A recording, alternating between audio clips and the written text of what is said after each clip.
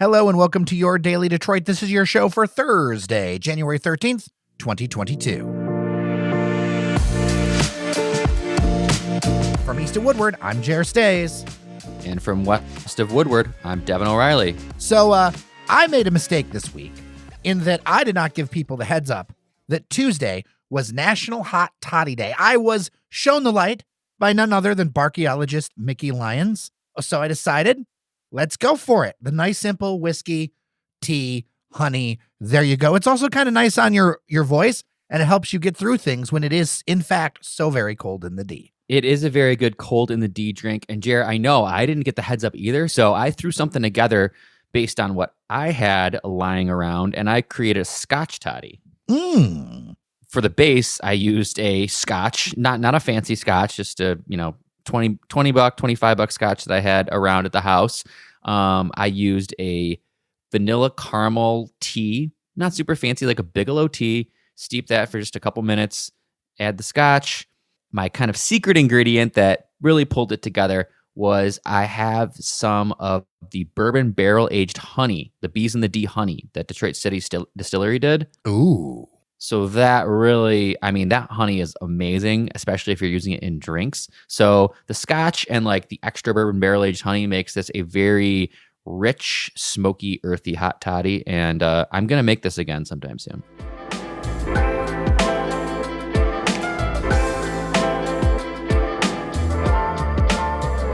To get us started, let's talk about what is the talk of the Woodward corridor right now, that lanes will be deleted on Woodward Avenue through Ferndale. On Tuesday, Ferndale officials announced that their city, Pleasant Ridge, they were awarded more than $2.3 million to fund a project on M1.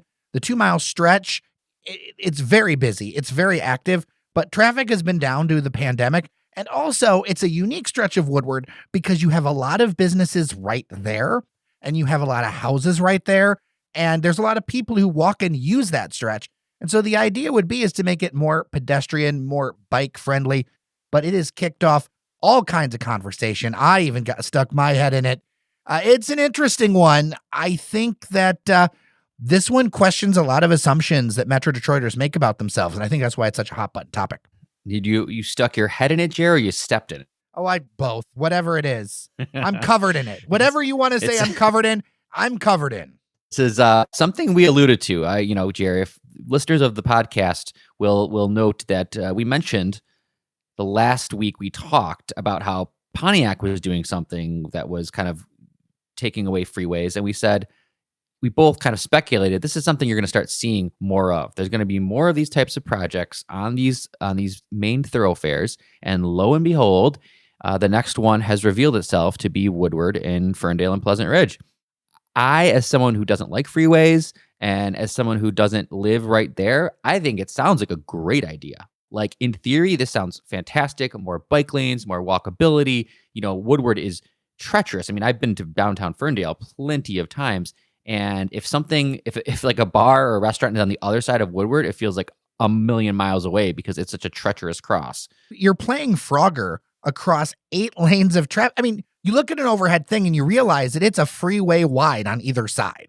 Usually it takes 2 lights as a pedestrian to get across Woodward. So in theory, this sounds fantastic. And I will be, I'm very happy for this project to commence and to see how it works. But I, like you, have already heard from some people who live in this area who aren't as happy about this because this is going to make their commutes and their daily kind of errand running a lot more difficult. I'm going to push back and say, do they live in Ferndale or do they live in the area? Because the area. This is the stretch that the Dream Cruise is kind of anchored by, right? And so it is my experience with family members, with friends. The Dream Cruise week, your crowd completely changes. That when all the Dream Cruise folks come in, the locals get out of town. In fact, when my cousin lived literally a block from Woodward, they would all plan to leave town and go on vacation when the Dream Cruise came in because it's a completely different crowd and a completely different vibe. And I think one of the things that's challenging for folks is that we're so used to getting into cars to go everywhere.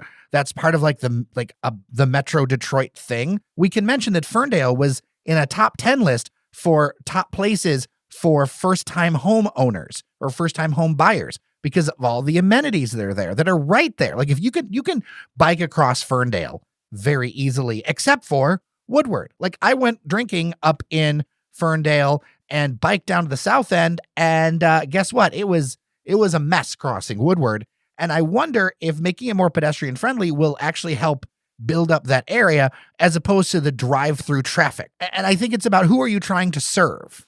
Right. I mean, yeah. I mean, the people I'm talking to are both live in Royal Oak, just off of Woodward, and it's going to impact their commute to downtown, for instance. Well, I will throw this fact back at anyone who's got a commute issue. Reading a Detroit Free Press article that covered this, which, by the way, I want to say the Free Press really frames things almost always in a pro-car manner. And I get it, right? Like car companies pay the bills, and that's kind of the culture, especially among, people who are older and read newspapers. The mayor, Melanie Piana, said that the peak traffic on Woodward is about 40,000 cars a day. And decades ago, it was 100,000. So people feel like it would be an inconvenience, but this road is actually overbuilt for the amount of traffic that's going through it. And she says it would increase the commute time by about 30 seconds. Well, Jer, you know what? Only time will tell. This is only the beginning. You're going to see a lot more projects like this in the future.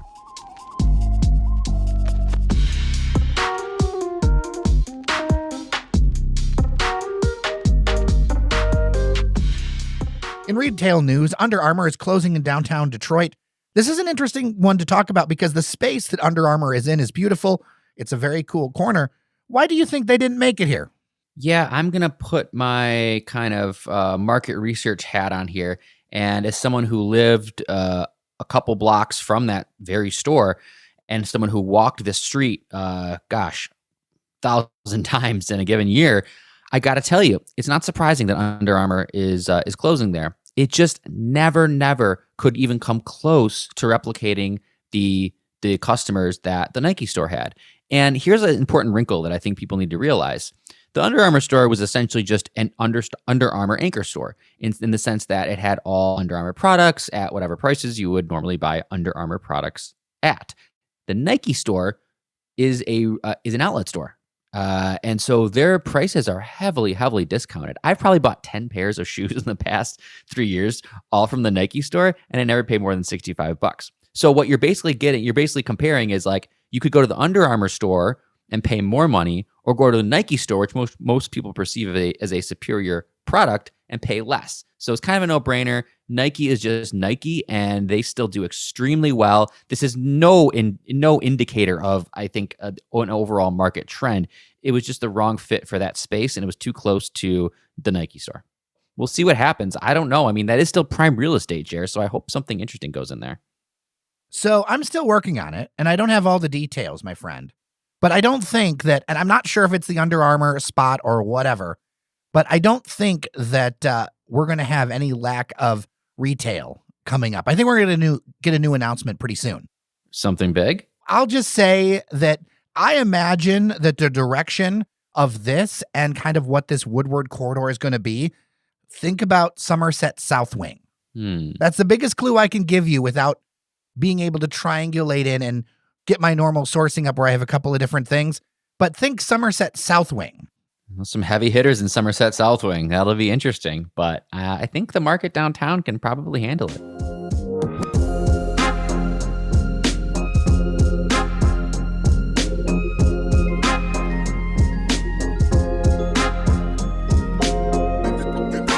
All right, Devon, this week came the news that Roast closed for good.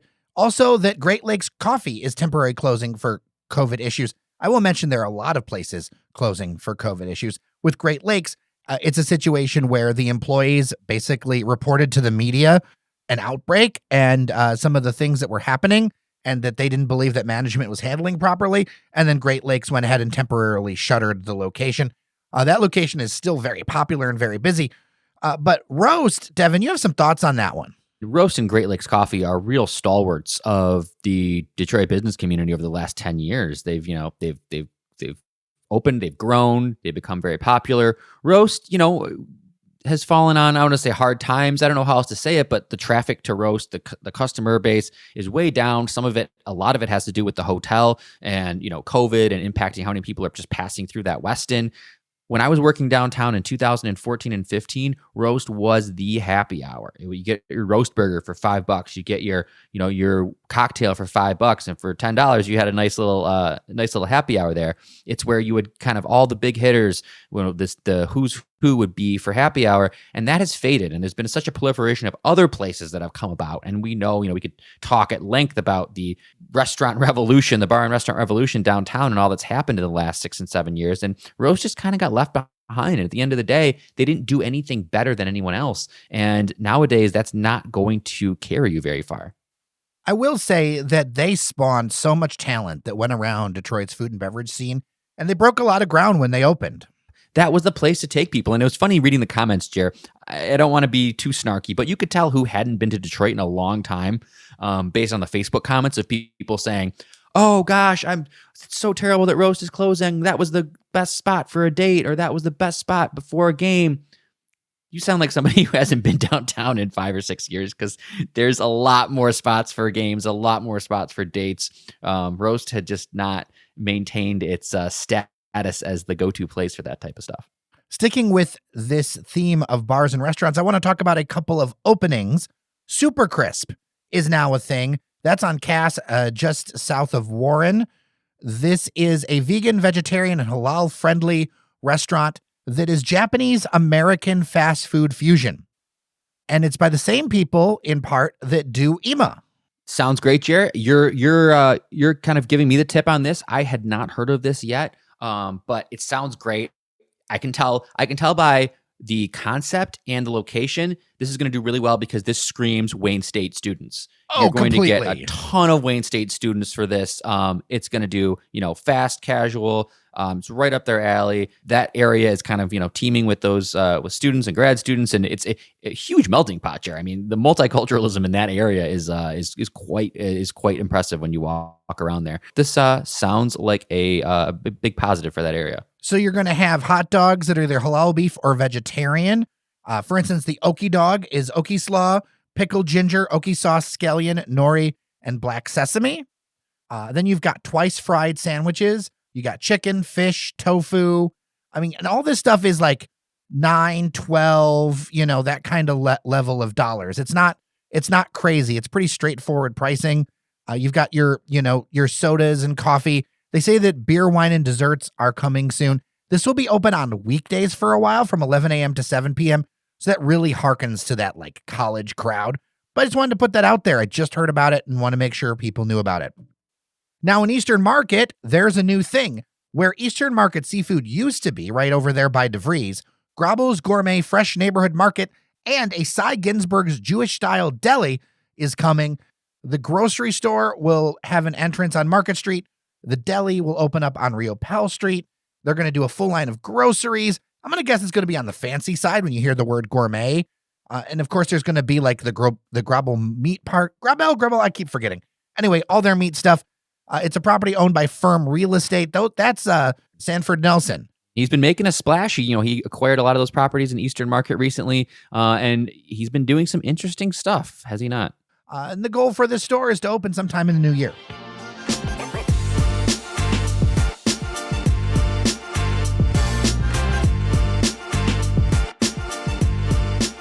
This next story we might not have covered if not for me thinking a bit that this could hearken to something new or point to a shift in politics in Metro Detroit. The Historical Museum and the Charles H. Wright Museum are looking to get operating millages. Now, there is currently a bill in the state legislature to make this happen. It's not passed yet, but there's a lot of political will to try to make this go. The two Detroit museums would like to put a 0.4 millage on the August ballot for 10 years. This would raise about $22 to $24 million for the Wright and about $17 million for the Historical Museum. Both, as I said, like those are underfunded institutions to say the least. Here's what I noticed was interesting. They want to put them on the Wayne and Oakland County ballots because they did their research and everything and saw where their patrons, where their support was. It's Wayne and Oakland counties. And I think this is the beginning of an overt political shift that I think has been bubbling underneath things for a while, where you're going to see Wayne and Oakland and Macomb politically separate a lot more. Yeah, this is a smart move from Charles H. Wright and Detroit Historical Museum. Both fantastic museums, fantastic institutions. Detroit Historical Museum is an absolute treasure. That basement there, the old streets of Detroit, God, I mean, one of my favorite just places to go in general. So I would certainly vote for this millage as a Wayne County voter. But Jerry, you're absolutely right in pointing out that they're going about this or attempting to go about this with Oakland and Wayne County, leaving out Macomb because, you know what? I think they read the tea leaves a little bit. And I don't want to be too harsh on anybody from that area. But, you know, I can see why they didn't think they were going to support this millage. I mean, I love our Macomb County listeners. I know some of them personally, but our listener data lines up with what those two institutions found. The other thing I'd add is if you have a group of people who don't want to do something, continually asking them to be part of it or begging them to be part of it is a bad idea. You know, I went on some trips recently before the pandemic got really bad again. And what I learned was you have to lead from the front. And I think whether it comes to these millages, future millages in Metro Detroit, or that big bugaboo transit, I think the key is going to be Macomb County, you know, they value their lower tax rates. They value those things differently. If that's going to be the case, then you got to move on without them. And I know some people won't like that. Some people will get left behind, but I would rather do something than nothing.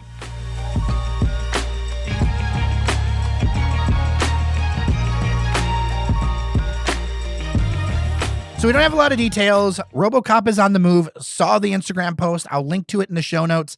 From an artistic point of view, my dad was a sculptor. It is beautiful. Like, let's set aside the politics or whatever. The work of art is gorgeous. It is now out of the artist studio. Where it's going, people don't know. It was going to go to the Michigan Science Center. No longer a thing because of canceled, landscaping and redevelopment plans. Devon, real quick, where would you put it? Gosh, Jerry, you know what? First of all, I just want to say I'm just so disheartened to see that this has taken so long to figure out. And like back when this was being proposed, Detroit was so much more of kind of a hip Wild West type of atmosphere where this thing seemed kind of like ironic and cool. And now I think we have more stuffy organizations that are like, we don't want this here. We don't want this here. So I don't know where Robocop's home was eventually going to lie, but I would like to see it somewhere prominent, honestly. I mean, I know people might think this is ridiculous, but I would actually like to see it in either Capitol Park or Cadillac Square. I think Tech Town. Tech Town. No. Hey, Ned Stabler would love something like this. We should talk to him. I mean, Ned Stabler is as tall as the statue, but I think the thing that people don't realize, and I know that there are people who are very touchy about this, and I understand it. I get it. I was initially very touchy about it too. This is going to be a tourist draw. People, when they come to Detroit, are going to want to take selfies by the Robocop statue. Robocop is a cultural icon. And so if it's built, if it's a thing that exists, why don't we make some money on it? So put it somewhere where we can make some money on it. My third option, Roosevelt Park. That's another one. I just thought of that as you're talking about. Well, that was originally where it was going to be, and they vetoed that. But Roosevelt Park is going to be a very different place in 3 years than it is right now. So now that would be interesting. You know what? Someone should send a note to Ford. Would you take the Robocop statue? Right, and then it can greet all of our international passengers coming from Canada, right?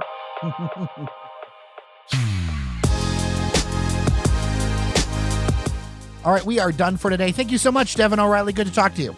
Always great to talk to you, Jer. Even better when it's over a hot toddy. Absolutely. With that, I'm Jer Stays. Take care of each other, and we'll see you around Detroit.